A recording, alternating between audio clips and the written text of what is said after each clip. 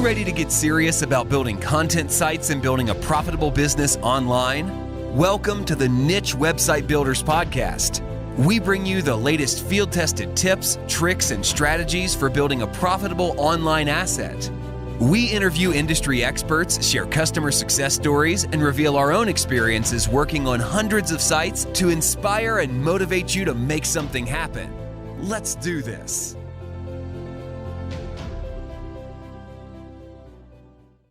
Welcome to the Niche Website Podcast and Happy New Year. It is now 2023. In this podcast, we get a returning guest, Doug Cunnington. Actually, perfect timing for 2023 if you're looking to spring clean your business and get things systematized and get some templates down. That's obviously Doug's specialty, coming from a project management background. So we dive into a lot of things about templates, systems, why you need them, how to create them, what you can do with them. But we also go on a few different tangents within this, and we talk about some personal finance stuff, a little bit of AI content as well within that. But the really valuable, conversations come around those templates and systems and basically how to implement them within your business so you can start almost taking steps back to have a broader picture of your business versus working so much in it. So these can be templates and systems for content writing, for content briefs, for accounting, for updating things on your website, all these kind of things. If you listen to the podcast with AJ Saunders a month ago, then we kind of expand further on the things we talked about there. So sit back and enjoy. This episode is brought to you by Niche Website Builders, an agency dedicated to helping people just like you build profitable content sites. Niche Website Builders are the hands-off content site marketing agency you always wished existed. It's run by content site marketers for content site marketers, and they help both investors and individuals alike build profitable online properties. They provide a fully outsourced approach to content creation, link building, and done-for-you website builds, the same approach they use on their own six-figure portfolios. For example, their content packages come with a proprietary keyword research process, are written by in-house native English speakers, formatted using templates proven to convert, and uploaded to WordPress with affiliate links added so that all you need to do is hit the publish button. Check them out at nichewebsite.builders/show. That's nichewebsite.builders/show and fill out the form to get coupon codes for 10% more content or a 10% discount on links with your first order sent right to your inbox. All right, welcome to the Niche Website Builders Podcast. Today we have returning guest Doug Cunnington. Welcome, Doug. Hey, James. Thanks a lot. I appreciate you inviting me to the show. No, thank you for reaching out again and linking me up with a few new guests. I've actually interviewed two of them already, and the listeners now would have already listened to those two as well. So you guys can thank Doug for that link up too. Nice. Yeah, it's great to, connect the network together. It's kind of a small world out there once you start meeting people. Yeah, for sure. So you've been on here before, but it's been a little while. So do you want to maybe update everyone with what you're up to currently, any new things on the horizon, anything you're kind of looking at doing? Sure. Yeah. So I'll give a super quick intro, and I have a couple podcasts, one in the affiliate marketing area, one in personal finance. Also have a YouTube channel, but I started in this area blogging over at Niche Site Project. And like many of us had a content website, kind of got into it on the side. And before that, I had a normal corporate job. I was a project manager, which will kind of come into play for the topic of the day. And I didn't hate the job specifically, but there were definitely pieces that I hated. And eventually I got laid off and started doing this stuff full time, which I really love working for myself. And I've kind of adapted. So I started in niche sites and added online courses, then podcasting and YouTube, and just continue to layer things that I find interesting. And one thing that I am looking at, I've actually set up a store over on Redbubble, which is like a print on demand company and website. So you can get t-shirts, you can get mugs with logos, really any of the print on demand stuff, including photos and like metal prints and museum level quality prints and framed stuff, blankets, stuff for your pets. Just they have every hats, like whatever you can put a logo on or art on, you can do that. And again, it's print on demand. So I'm looking to dabble with it. And I did hear from a listener from my show who is making about $1,000 a month on Redbubble. And I like a couple things about it, especially for me. So I dabble with photography, and I have for 25 years or something like that. And I can put my prints up there, upload them, and people can buy them. So I'm interested to see if that could work out. And then, my wife and I, we get like silly T-shirts with like funny like catchphrases from TV shows that we like. And we're thinking, maybe we could do some of our own and just, put the catchphrase on there. I don't think we're going to sell a ton of those because they're so obscure, but it's just a fun thing to play around with. Is there an SEO component or some kind of algorithm with Redbubble where you still need to be able to rank your products high enough to sell them organically? I think so. And that's one area. So I interviewed one of my friends named Cody Berman, and he does Etsy e-printables, so printables over on Etsy. And yes, there's a search engine component that can come into play, but for Redbubble specifically, I don't think I'm going to rank very high. I'm going to lean on the fact that I've been building a personal brand for the last 10 years. So maybe not that many people are going to accidentally stumble and find pictures that I took in Yellowstone, but people that know me may check it out, maybe even like family members and friends or something like that, where, it's not the best picture of, Old Faithful that you could get, but it's one that I took and it's part of the story, something like that. So there is an SEO component, and I think there's, skills that we can bring from our niche site and content site world and do a much better job, because I think we'd have better sophistication than, the artist who's just, testing it out and they don't really know anything about SEO. Yeah. And I like how you mentioned about the personal brand thing too. I think that's where your podcast and YouTube videos are so valuable. I started a podcast for my brand. I'm like 37 episodes in, and it's been the best thing I've done for the business, for branding, for networking, different people in my space, bringing them on, helping with the business, things like that.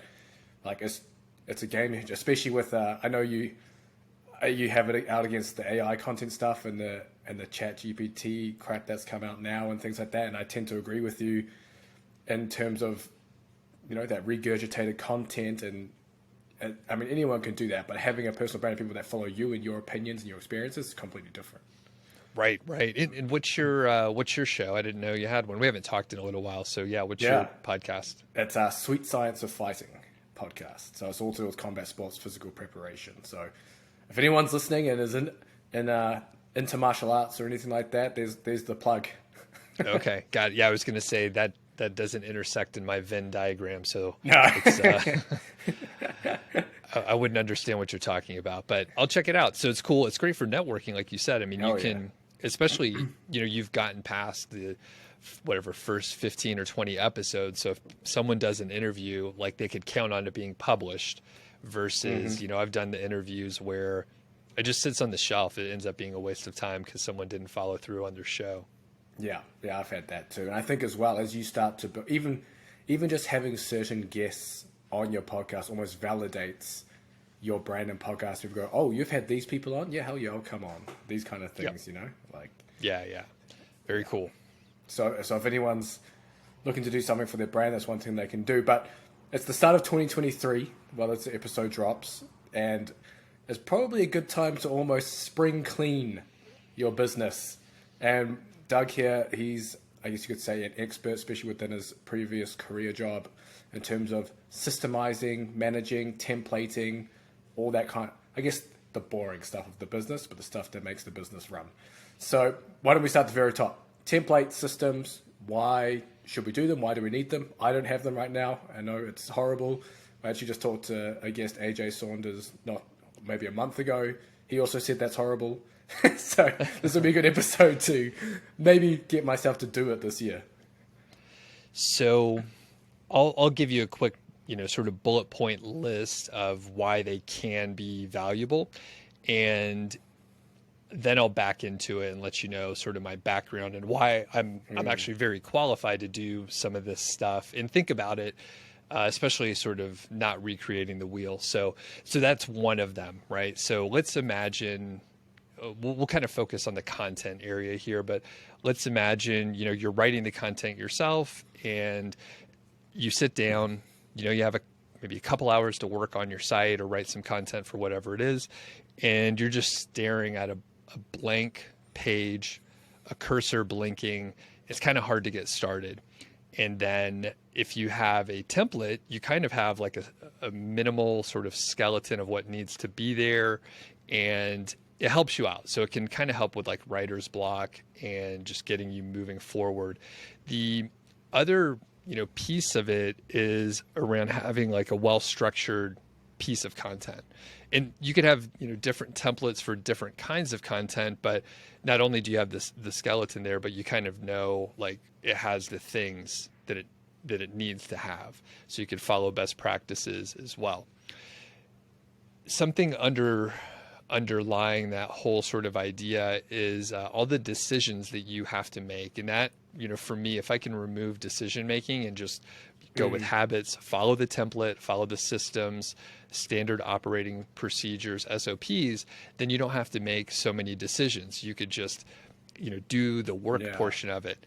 And when you multiply this out, especially if you're working with like a team of writers, if every person has to make all these decision points, it takes a certain amount of willpower to do that. And I know it doesn't seem like much when you're looking at one decision, but if you do that for every single thing, it's very tiring and it takes a lot of willpower to do. So with that said, my previous job was a project manager. I'm a PMP, project management professional, which means I got certification from a external body. The people that work in IT are probably familiar with it. And it's actually fairly difficult to get. You have to have a certain amount of experience, and then you have to take a test, and then you have to keep it active. So I've been a PMP since 2008. And in that previous job, I had teams that I managed directly, like 6 to 15 people or so. And 15 is actually too big of a team, but we grew quite a bit. So along the way, I interviewed a lot of people. I think I interviewed about 150 or so, which when I go back and think about that, like that's a lot of people. I looked at hundreds of resumes and hired 50 people. So we grew this, very large team. And I was also in charge and owned the onboarding document. So you could imagine, these are high level folks. So, people making over 6 figures. And I hired them. I had to give them the onboarding document so that they would know what they needed to do. They could get their equipment. They would know the communication structure, the org chart, like all these details where someone doesn't know anything. And by the way, they were all working remotely, which was a little bit unusual for a corporate job in 2012, right? So anyway, I hired all these people, onboarded them, and again, going back to templates and systems, we needed to have like specific procedures and templates to make this run smoothly. Otherwise, everything would screech to a halt. I mean, from sending laptops out, or when people are released or their contract ends, they have to send the laptops back, and everything in between. So when I started working online, I saw, very quickly there was a lack of project management skills, again, SOPs, systems. And when you listen to especially podcasts, I know when you reach a certain level, everyone's talking about like how to scale, how to systemize. And if you want to scale, you have to have this stuff in place, or you're just going to get bogged down in all the details. Yeah, those are all good points, and I've definitely experienced some of the things you've talked about there. One thing that I have done actually recently, or I would say recently, just over a while, is as you mentioned, the blank page thing. I make sure I don't have any blank pages. So literally in my folder of blog posts ready to write, I've already done the keyword research or whatever, and I just go through maybe on a Sunday every now and then, and I'll create my brief documents, and I'll have like 5 to 10 kind of brief documents created. So it means if I want to wake up early and just pump something out, just open one of those, all the headings are there. I can just start writing. I don't even have to think about, shit, what am I going to write about? Oh, I'm going to have to go into this and then write all the headings and stuff and just get that all done ahead of time. Right.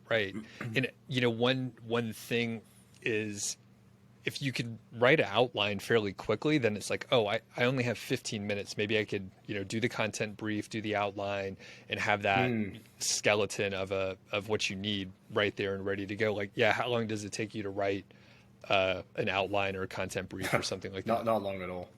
Like okay. maybe a few minutes.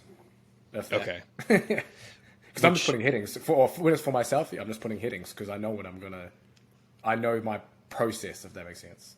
Perfect. And then once you have that, are you able to take can you just go and work on like one section, or does it take you a little while to get in the writing mood? It depends. If it's like a heavily researched topic, if I start reading a bunch of whatever it is, studies, whatever it is, or a topic that I know well, I usually just dive straight in after that from the first section and then just work my way through. And then once I've done those sections, then I'll come back and I'll do the introduction and then I'll do the summary. Okay. Yeah. Got it. That's pretty much how it works. Nice. And then, I guess we want to touch on content briefs too, because content briefs are templates and systems in themselves.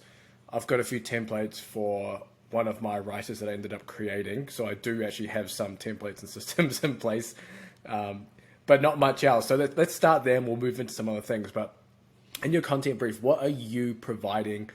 I mean, if you're writing for yourself, it probably doesn't matter too much because you might know what you're doing. But if you're having to pass it on to someone else, there obviously needs to be a bit more detail. So what are you putting in those? So one thing to note is I didn't do content briefs for a really long time.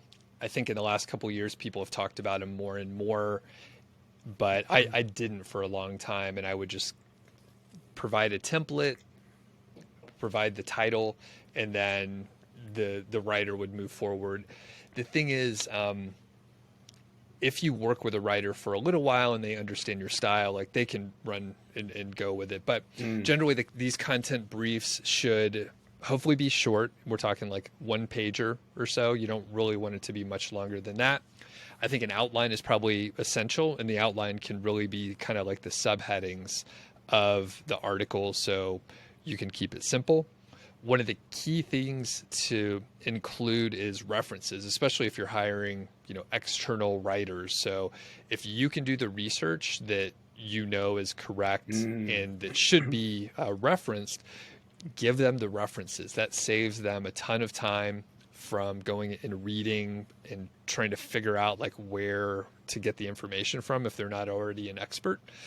And the other part is you may want to let them know some things to definitely include.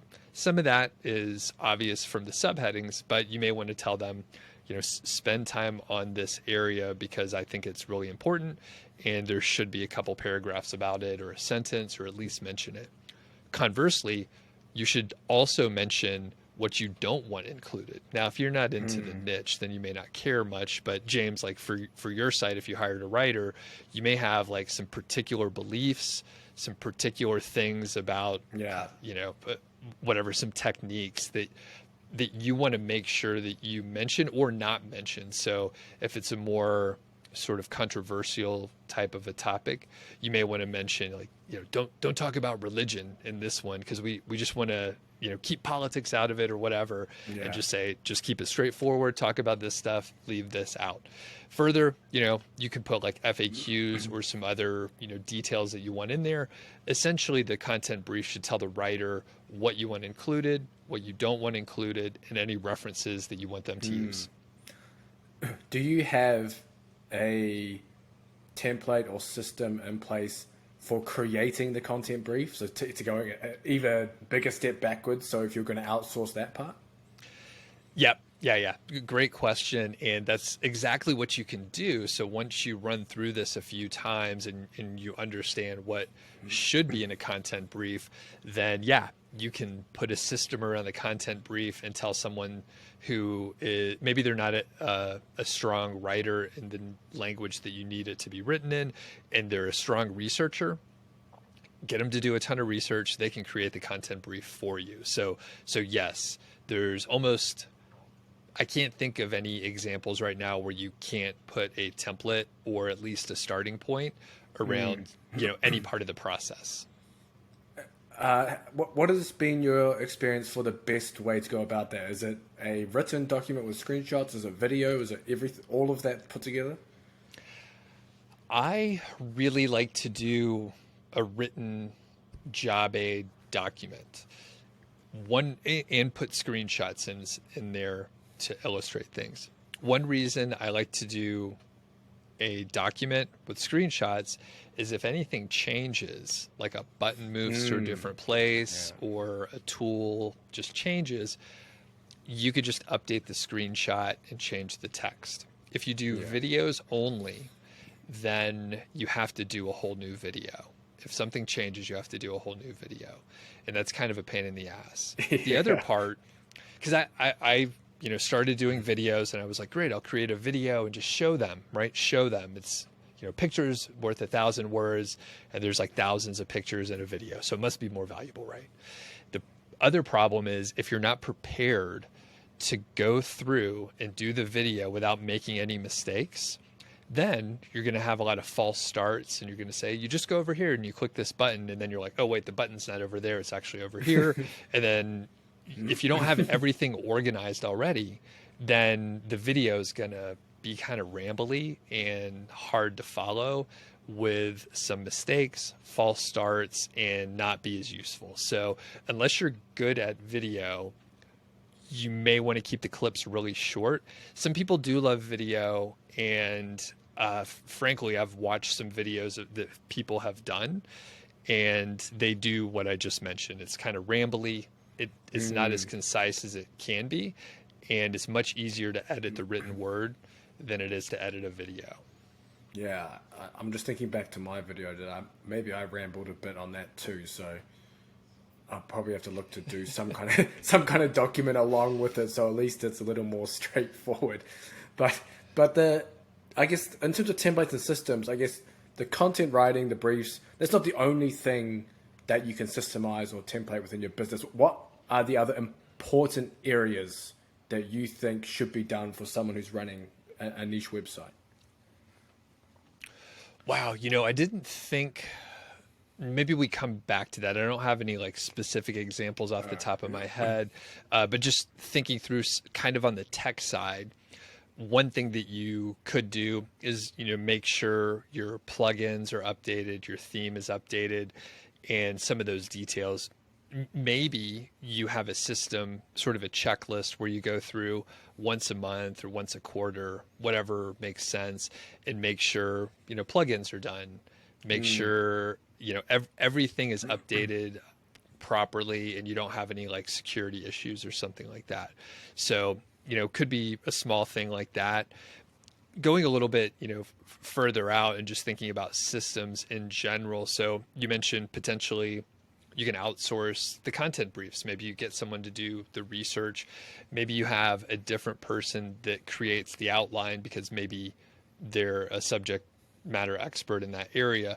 So one thing that you can do is look at, all the full process, and maybe, you get out a piece of paper and you map out the whole process flow, like what happens at certain points. So you come up with a keyword, someone has to write an outline, someone has to write a content brief.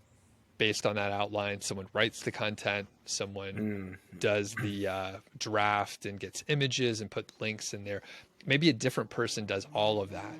And again, you could sketch it out so you know all the steps that happen, and then you could write the owner of that process. And what I'm getting at is here, there's a handoff each time. And that's one of the issues that you may run into, right? You want to know exactly who is doing the work so you don't have repetitive work. You don't want the researcher to also write an outline, but someone else is writing an outline. So you have to be very clear on the roles and responsibilities so that you do not have duplicate work. And then each time the process moves to the next step, there's a handoff point. So there should be a clear, exit, this process is done and they pass it off to the next person. There's tools that you could manage this with, right? Like it's not a big deal. There's a lot of tools that do it. I use Trello, and there's a lot of ways that you can, pass it off to the next person. But once all that is really clear, then it's much easier to, you know, bring on another person. Maybe you realize you need more people doing the content brief piece of work. So you could hire 3 more people to do content briefs, or maybe you need more writers, for example. So you could hire more writers, plug them in there and figure out like where the bottleneck is, and then add more people to that specific role. Well, one process or system I'm thinking about now, top of my head, is accounting at the end of each month, because that can be messy. Well, it's definitely been messy for me, but having to deal with your business account, then if you bought something on your personal cards for the business that you need to put into the business account, and then going back and reconciling your bank statements with your accounting. Yeah, there's just like, there's always something that needs to be done there. So I think systemizing that for anyone might be a good idea too. Yeah. How do you do your bookkeeping, by the way? I got so I signed, when I formed my LLC, they had a partnership with like a national accounting, I don't know what they are. And then they're called 1-800 accounting or something like that. And they have a software and dedicated account and all that stuff. So it's like QuickBooks, but managed to an extent. They can provide advice on how to do various things with taxes and stuff like that. So I needed something like that here just so I could figure it out. Because it's pretty much that. What about you? I use a tool called Wave, and it's free. It's kind of like QuickBooks or Xero or some of the others. So, and it links up to the various accounts that I have. When I first started my business, I had a personal credit card that I didn't use very often. So I just put everything business related on that. And then once I formed a company, then I had, all separate accounts and all that stuff. So everything's separate. I actually do all the bookkeeping myself. I like to, know exactly, what's going on. And I, funny enough, I haven't like documented a process, but I've done it, over 100 times now. So like, I know what to do each month. So it's not too bad. Have I done it 100 times? 100 months? Yeah. I don't know if maybe not quite 100 times, but almost quite a few. Yeah. Have you played the credit card points game with your business? A little, actually, great question. A little bit. So typically I'm using a Chase Inc. business card, and Chase is pretty good. And I recently signed up for, I knew I was going to be flying a little bit more, so I signed up for a Chase United card. And I think I needed to spend maybe, it was like $5,000 within 3 months, but you can get an additional bonus if you spend $20,000 within 6 months, which I looked at my business account and I was like, oh yeah, I could do that. So I got 180,000 points plus all the other benefits from a Chase United. And yeah, it's been good, and flying United has been much better than, the discount airlines where, the seats are closer together and not good. Yeah. How about you? Have you done some credit card points? I love that game, but I'm still kind of dabbling around with it. I'm mostly on my personal one. I got a business, American Express blue cashback business card, because there's no annual fee on it. Just easy place to start with the business account, just get some cash back. But like you, as I mentioned, I got to get a travel one, because obviously with my being from New Zealand and my wife from South Africa, if we travel overseas, it's a few figures to get flights. Right. So I'm like, shit, okay, I think I need to find a good travel card and then just start smashing it with every business transaction. Yeah, and one trick, there's some software that I use that is kind of expensive, like Kajabi and a couple others, where you often pay an annual fee. And I actually contacted Kajabi and I asked if they could go ahead and charge me early which they had no issue with, right? It's getting paid early. So I'm like, who the hell is this guy? yeah. And I was like, I just need, I need some points. So, it was like $2,000. So a couple things like that. And all of a sudden you're like really close. I do have a friend, the cards that I mentioned, they do have an annual fee. Nothing crazy. I think it's like $100 to $200 or so, but that, I get more benefit from it than the cost. I do have a friend or two. They've gotten, I think it's an American Express Platinum Business something or other. And I think that might be like $700, but you get some very big bonuses. So if you can use the bonuses, then you get it back like pretty quick. I think they paid their property taxes for some rental properties that they had. So they immediately, like, as soon as they pay their taxes, like they already hit the limit because it's, tens of thousands of dollars. Damn. No, that's a nice problem to have. Yeah. A lot of taxes, but yeah, it worked out for them. And I mean, you have plenty of time to look at it. Now, one other one that I just did was, I needed to open a different checking account, a personal account, and Chase. I don't love big banks, but Chase is very convenient. There's a location very close by where I live, and it was a $300 bonus, and they paid it within like a week of me meeting the qualification, which was just having a direct deposit. And I think there was one other thing that you could do, but yeah, $300, like just like that. So pretty easy to get it. These companies run bonuses all the time.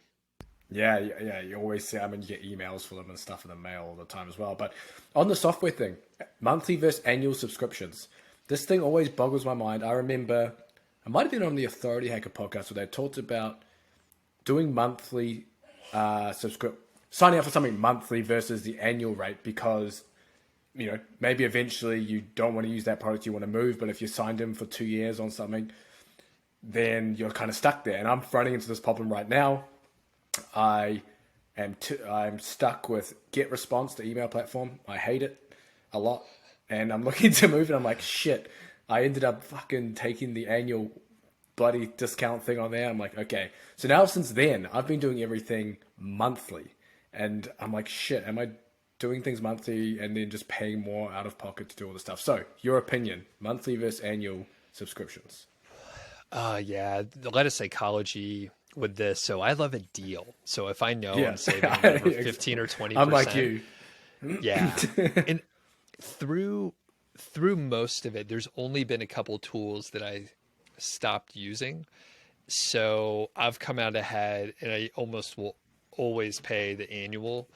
The one tool that I stopped using was, I think, Zapier, just because I switched my whole tech stack. So previously I needed all these integrations, but once I moved over to, an all-in-one tool like Kajabi, then I didn't need Zapier anymore. And then I was done with it. So I would say, probably most of the time you'll be better off doing the annual.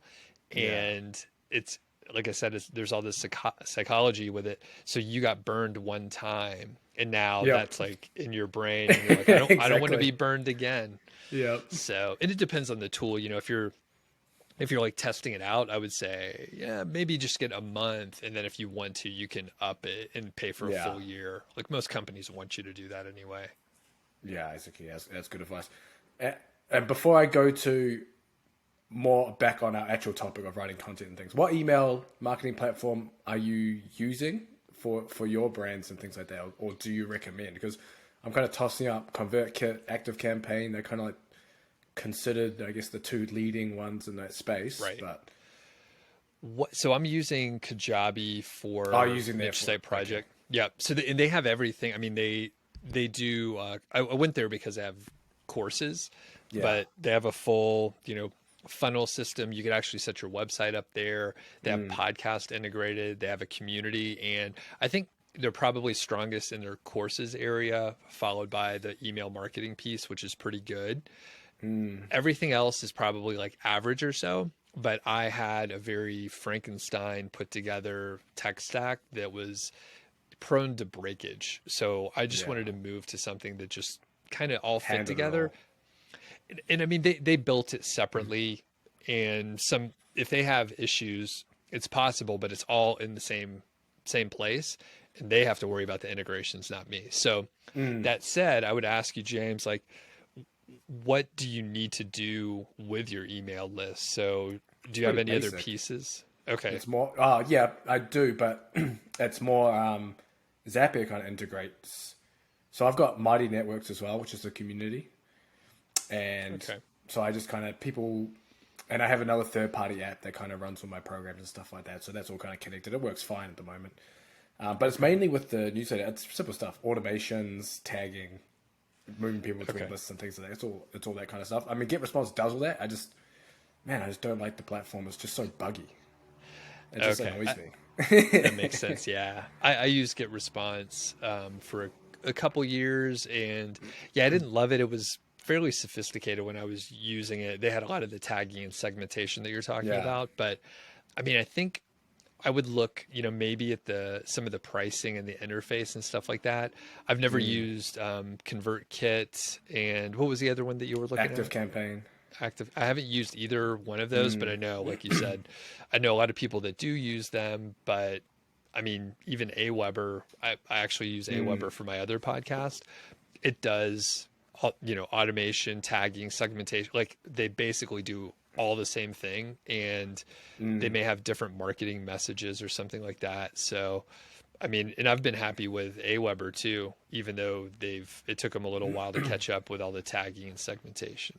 Yeah, because the one thing that pissed me off the most was I had a marketing automation, and I was like, okay, I need to update the marketing automation because I had another list that I want to put in there. It's basically like a clean list automation, but because I updated the automation, the people that were going through my automation don't go through it properly. So I had like thousands of people just stuck in this automation that wouldn't get deleted on the other end just because I updated it.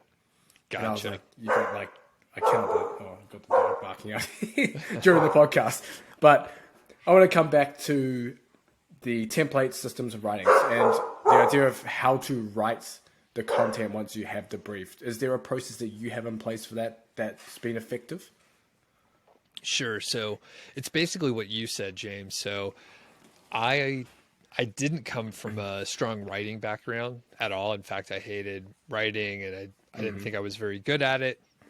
Actually, I wasn't good at it for a long time, but I've gotten better through practice. And we've talked about the overall process of writing an outline, maybe a content brief, and doing some pre-research or research just so you have all the information you need and you can refer over to it. So what I like to do is write the outline. Maybe I'm doing research while I'm writing if I have enough time, and basically just fill in the gaps for the outline.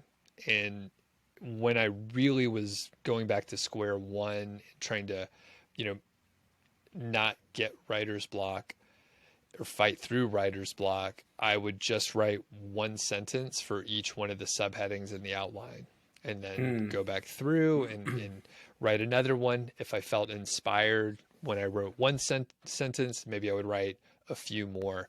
And basically, you're not staring at the blank screen with a cursor blinking.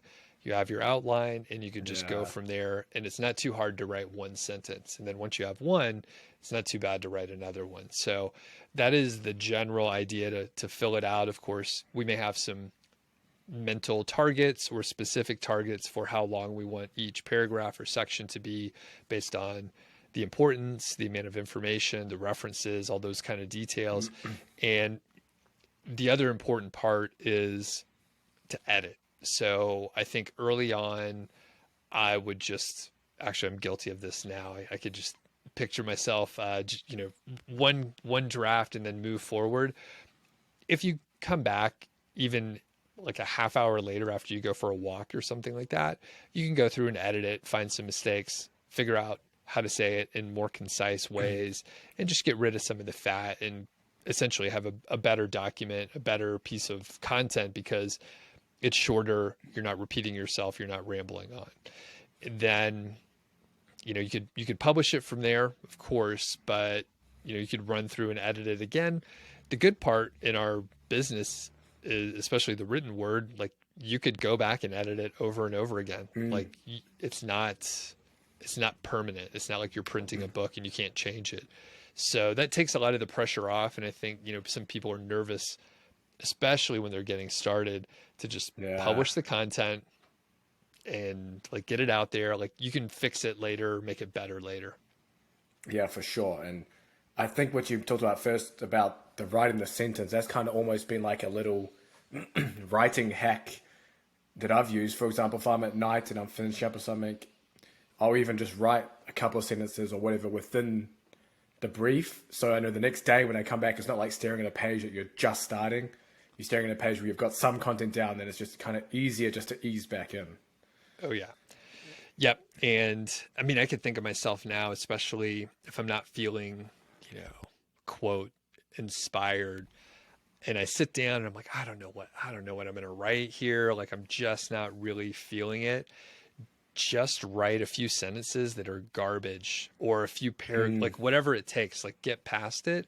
And once you have a little momentum and that you can just delete the bad stuff, like just write something and then move forward. Now that said, sometimes you are not inspired and maybe that day you can't get much done. I was actually I was playing guitar yesterday. And I'm practicing. I'm actually doing a small live performance at a kid's recital. Yeah. But basically, I was trying to practice yesterday, and my fingers were just not doing what they needed to do. It was terrible. And I came back a few hours later and tried again, and it was worse. And I was like, you know what? This is supposed to be fun. I'm gonna put the guitar back in the case, and I'll come back tomorrow. Much better today. I don't know what was going on yesterday. I slept well. Everything should have been fine. But to the point, like sometimes like it's not your day and you're a little bit off. Yeah. And if you try to write a little bit and it's just not working, find something else to do, go for a walk. But, sometimes like you're just a little bit off. Yeah. Yeah. These things happen. And sometimes it can be good to have almost a routine as well if you're going to write. So you do these things or this thing when you're about to write or before you write, and it kind of trains you to get into that mode as well. So that's something I've done too. Or if you wake up, the first thing you do is start writing. That's another one I've used that's worked well because you're kind of just fresh, straight out of bed. Right. Nothing else to distract you. You just go straight in. Perfect. Yeah. Is there with your editing, are you using any tools to do editing, or are you just going through it yourself? I use a Grammarly Pro. That's kind of my go-to. I've used it for a few years, and I don't accept all the suggestions. Sometimes it is stated how I want it to be. Yeah. But generally that cleans up the dumb mistakes and some of the repetitive stuff. Another thing, like you said, I just go through myself, and reading out loud helps you hear if anything sounds funny to the ear, even though most people would probably not be reading it out loud, but it can help you identify wordiness and stuff like that. So that's another thing to do. It's funny when you start using Grammarly Pro for long enough, you start to write like you're about to edit it in Grammarly. You start changing words as you write, and you start leaving off those long sentences. It's quite funny. Yep. And that's the perfect, like, that's what you want to happen is like you start to learn like better ways to say things, and it just saves you time in the long run. And I don't know if we end up speaking that way, but maybe we do. I'm not sure. Yeah. And as you mentioned about not everything in Grammarly needs to be changed, because obviously some of it becomes very almost like formal or too grammatically correct. So is there a way to create an easy template or system to outsource the editing? I think, let's think through that. So I think, I do have my editors use Grammarly as well, and some of the team, but I would say, you could just have kind of loose guidelines where if you have the opportunity to maybe state things in a more casual way, like you're saying, you don't want it to be too formal, too stale. So I think you could have some sort of loose guidelines, but at that point it's subjective. Yeah, exactly. Maybe it's a little bit harder because you would just have to leave it up to their judgment, which is fine. I think like if you train someone well and they understand, don't try to put a joke in every single paragraph, but maybe a couple jokes are all right. That's okay. Yeah, yeah. It becomes a lot harder when somebody's not just do this, this, and this, step one, step two, step three, where it's more like you could change this, or in some instances you might not want to make that edit in Grammarly because of whatever. And yeah, I guess it would just be like an ongoing teaching process with whoever it is that you're working with. Yep. Yeah, that totally makes sense. Yeah. I think we actually covered pretty much everything to do with templates and systems there. Was there anything else you wanted to add? I think with templates, I want to talk a little bit about like when to create them. And I think that is one mistake that some people do because they hear us talking about like systems and templates. So I think sometimes people try to create the template before they have enough experience to create a good template.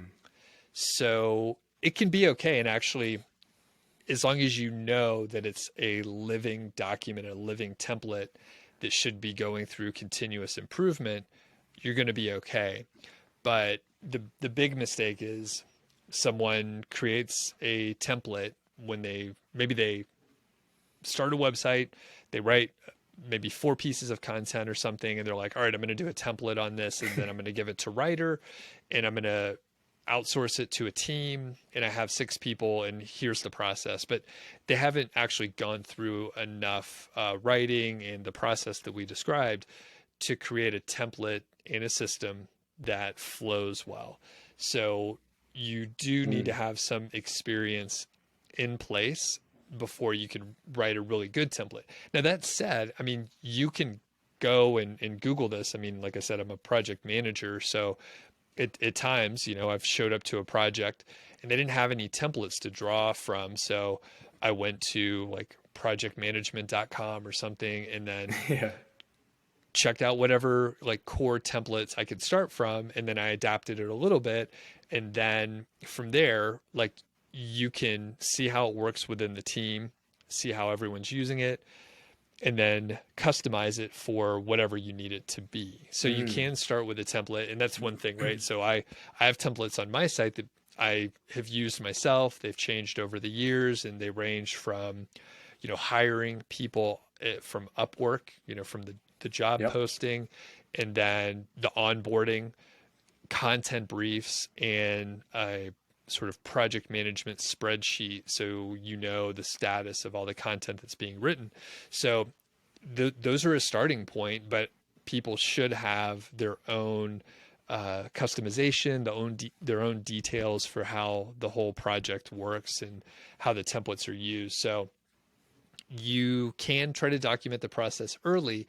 Just know that is going to be a cool in air quotes, fun exercise to document all this stuff, and then go back and change it and update it as you learn, as you see the mistakes that you made, and you could fix them. That's the great part. You could fix them, test them again, see if it works, test them again, see if it works. And you could, accept feedback from your full team. If you have, writers, researchers, or whatever, they could say, this doesn't make sense to me. Can you add clarification? And then you fix the system, you fix the template and the SOPs, so it's clear for anyone that you hire in the future. Nice. Do you have a preference in terms of maybe, say, hiring writers and things, Upwork versus other marketplaces like Fiverr and things like that? I mean, if anyone doesn't want to hire writers, they can always hire niche website builders too. So that's right. Important. That's in the description as well. But if you're looking to hire your own writers, is there a platform that you've found, I guess, best for you? So I've spent the most time on Upwork, but I know in talking to a lot of my peers and people that I interview for the show, they find people from Craigslist. They find people from like other job boards. They can hire internationally on job boards that are specific, like onlinejobs.ph. So I've spent the most time on Upwork, and because I've hired a lot of people there, my profile is good, and that helps. So, but there's tons of places you can go. You could actually, I know some people that have hired relatives or, maybe their cousin's friend who is looking for work and they happen to have an English degree or they're working on their master's or something. So they're highly qualified and, they're happy to work directly with someone. So Upwork for me, but that's just where I've spent the most time. Nice. And I want to round out this podcast since it's 2023 and talk about the elephant in the room, that is AI content. And it would just be good almost to kind of get, I mean, you've been in the space for a long, long time. So maybe just to get your views, maybe outlooks of what the future looks like with it in terms of niche websites and blogging. I've typically been like behind the technology. So when Jasper first came out in GPT-3, I heard all this great stuff and I waited because I don't like learning new things. I'm getting old now and technology scares me. Yeah. So I'm late to the party, and then finally more recently I've been playing with some of the tools and it's still not living up to the promises from like a couple years ago where you could just have one of the tools write a post for you. Many of the tools have gotten a lot better. So I have played around, and I won't, mention specific ones, but some of them have been much better than I expected. And there's one or two where it almost requires no editing. It's longer form. Some of the tools, like you can only write like a paragraph or two, but they're getting better. And, recently Chat GPT came out. I haven't played with it yet to date. By the time this comes out, I will have tested it out and stuff, but I'm mixed, right? So I'm obviously speculating, but yeah, my hunch is it's still being overpromised, and there's a ton of buzz at the time that we're recording this, and everyone is very excited. There's New York Times articles, like any technology writer is into it. Twitter's going crazy. All the email lists that I'm on, people are like, this is a game changer. But I heard the same exact thing with GPT-3. Yeah. Almost the same. Now, the difference here is this is a further iteration. And I know from a software standpoint, they've had a few more years to work on it. And they've been taking, more inputs. They see what didn't work as well. And my hunch is it is probably much better than it was. But, from a, niche site content standpoint or authority site or whatever, I think if it's really easy for everyone to just use the tools and publish, then there's going to be some other differentiator. Yeah. And that could be original ideas. And that's the thing I don't think the tools can do is put together original ideas where you're combining a couple things. Now, maybe that doesn't matter much for some of the keyword research driven content, but maybe it does. Maybe that'll be the thing that sets it apart. So what about you? What's your take? Yeah, I'm in a similar boat. I mean, we kind of touched on it at the beginning of the podcast, but I think that will be, I mean, it kind of is now anyway, but it will be the big differentiator in that ability to be like, in my experience, in my opinion, this is what I found, this is what I prefer, this is what I like, etc., etc. I think gives more weight to what you're writing than just regurgitating whatever's already been written on page one, because it's coming from you, the person writing, from your, and if people are following your brand or you, then it's your brand's message coming through that content versus just some generic thing like, yes, dogs can eat whatever this is and it's perfectly safe, blah, blah, blah. But then maybe you're writing like, I fed my dog this, my dog didn't like it or liked it. He liked it more when I added this food with this thing as a treat. This is how I made the treat. Those kind of things, Right. Yeah.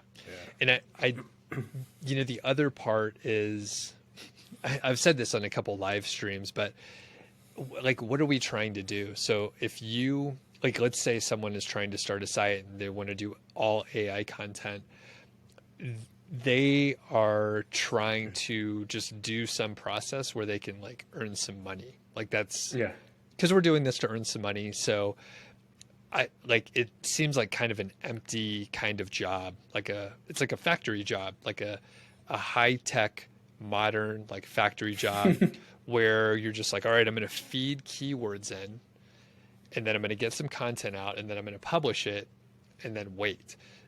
So I do question like what is that person trying to do? Like, what's the point? Like, if they're adding no value, why are they doing it? Hopefully, maybe there's other reasons, but if the machine can do it, then why are they doing it? Like, what's the point? And to make money, it's more existential. What's that? To make money, as you mentioned. Yeah, but yeah, right. I mean, to make some money, there's other ways you could make money that are probably more fulfilling, right? Yeah. So that gets, like I said, into the existential question. But yeah, like you can make money like doing manual labor, which is fine. You actually get paid right away for that kind of stuff, which is, I mean, that's what I did for a long time, and it was fine. So I don't know. I mean, like I said, I'm sure the tools are getting better. This is another iteration of GPT, so I bet it'll be better than the last one, which, I've actually been playing around with Jasper for content summarization, and kind of interesting, right? So you could feed it a lot of information. It gives you bullet points. So I've tested it out a little bit, and I think there's applications, right? So everyone is telling me I use a specific tool to do research for me. So they have their outline, and I can see that being useful. Maybe it's not 100% right, but maybe you can get 100 or 80% of your outline, add a little bit more, customize it a little bit, and then that's pretty good. Like that saves you time from going to look at the top 20 results. It's just you get 80% done, and then you could pepper in a little bit more. So I could see that being valuable. Yeah, for sure. Yeah, there's definitely going to be different use cases. Obviously, writing YouTube descriptions and things like that, if you don't want to do that, that could be another one. If since it's not, you're not really feeding blog content to Google that way, you're just kind of just filling out your description instead of writing it yourself. Yep. And I have seen the use case for writing code. So someone used Chat GPT to write a WordPress plugin. So that kind of stuff could be really useful. I'm not sure, how well it would work exactly, but that's the claim, right? So again, a lot of promises were made with the other iterations. I assume this one will be a little bit better, but it's supposed to be able to write code, which is pretty interesting. Yeah, for sure. Now, this is a great way to end the podcast, Doug, but if anyone wants to find you, follow you, see what you're up to, where can they do that? Few places. So I do have a couple podcasts. One's called The Doug Show. I talk about affiliate marketing and SEO, a lot of similar topics as your show. And that's on, all the big podcast players and YouTube. And then I have another one called Mile High Fi, Personal Finance and Financial Independence. And again, all the podcast players and YouTube as well. And I did get permission earlier, but I do have templates. So I did talk about templates and systems and all that. So people can head over if they want to check out what I have in store. And that is totally free. And it's over at nichesiteproject.com/templates. And you sign up for my email list, which, a lot of people like. I think I have it's like a 33% open rate, which is pretty good for our industry overall. So thanks a lot, James. I appreciate it. No, thank you. Those will all be down in the description as well. So if anyone wants to get some free templates, get down there and get those. But other than that, thanks for coming on. I really appreciate it. Thanks, man. Thanks for tuning in, and I hope you enjoyed the show. Don't forget to like and subscribe wherever you're listening. Until the next episode, goodbye.